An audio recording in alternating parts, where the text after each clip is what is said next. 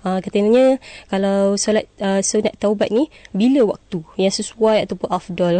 Ada juga yang setengah tanya ni, kalau kita nak bertaubat ni Ustaz, perlu ke kita nak buat solat sunat taubat? Okey, silakan. Baik. Terima kasih kepada Salwati yang bertanya.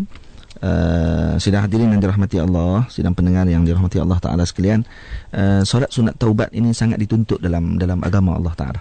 Jadi kita bila mana melakukan dosa, kita selepas mana melakukan taubat yang nasuha, ini dengan cara yang kita sebutkan tadi, iaitu melepaskan 3 syarat tersebut, iaitu yang pertama dengan cara kita menyesal di atas dosa yang kita lakukan, kemudian kita membuang terus dosa tersebut daripada hati kita.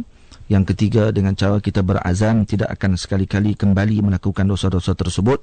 Dan yang keempat, kalau berkaitan dengan hak orang lain, maka kita kembalikan semula hak tersebut kalau kita mampu. Dan kalau tidak mampu, maka kita mohon kepada Allah, moga Allah Ta'ala meringankan kepada kita dengan diberikan keluasan kepada hati orang yang kita lakukan kesilapan tersebut, untuk memaafkan kita. Bila mana kita lakukan perkara tersebut, maka disyariatkan, para ulama menyebut, iaitu dengan melakukan solat sunat taubat sebanyak 4 rakaat. 4 rakaat, sama ada 2 salam ataupun dengan 4 rakaat 1 salam. Maksudnya 4 rakaat dan salamnya yang terakhir sekali. Tapi yang terbaik, solat sunat taubat ini dilakukan pada waktu malam. Pada waktu malam dilakukan, dan kemudian ketika mana melakukan solat sunat tersebut, kita lakukan dengan penuh pengharapan kepada Allah Ta'ala.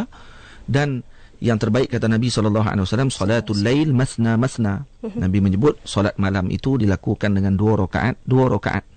Maka sebaiknya kita lakukan 2 rakaat solat sunat, kemudian 2 rakaat lagi solat sunat taubat juga, untuk kita memohon ampun kepada Allah Subhanahu wa Ta'ala. Maka sunat taubat ini ada di dalam syariat dan dilakukan, dan disebut oleh Imam Al-Ghazali rahimahullah di dalam kitabnya Minhajul Abidin berkenaan dengan perkara tersebut. Nabi kata, bertakwalah kamu kepada Allah dalam apa jua keadaan kamu sekalipun. Yang kedua, Nabi menyebut, wa atbi'is sayyi'ata al-hasanata tamhuha. Ikutilah keburukan yang kamu lakukan dengan melakukan kebaikan. Maka kebaikan itu nanti akan menghapuskan keburukan yang kamu lakukan. Maka sekarang itu orang perempuan pada ketika tersebut pakat-pakat bersedekah dengan barang kemas yang mereka ada dan sebagainya, untuk mengelakkan diri mereka termasuk di kalangan ahli neraka tersebut. Ini kelebihan para sahabat Nabi, yang mereka ini cepat dalam melakukan kebajikan. Maka kita di kalangan wanita pun begitu juga sepatutnya untuk kita lakukan. Bagi orang-orang perempuan adalah untuk dengan cepat kita melakukan kebajikan terus menerus tanpa berhenti. Yang kedua, bila mana kita mengumpat, kemudian taubat, kemudian mengumpat balik, kemudian taubat lagi. Ni pun taubat sambil belacan lah ni.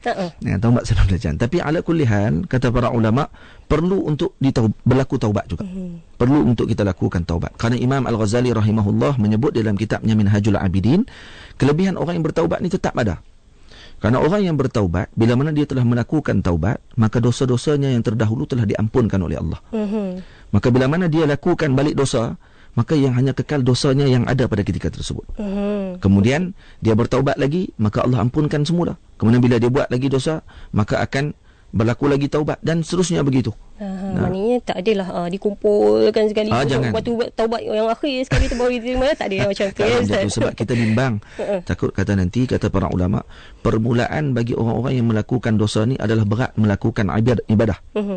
Dan kemudian yang terakhirnya, yang melambatkan taubat ini akan menyebabkan mati dalam keadaan su'ul khatimah, dalam buruk pengakhirannya. Itu yang kita bimbang. Kita bimbang yang pada akhir kehidupan kita.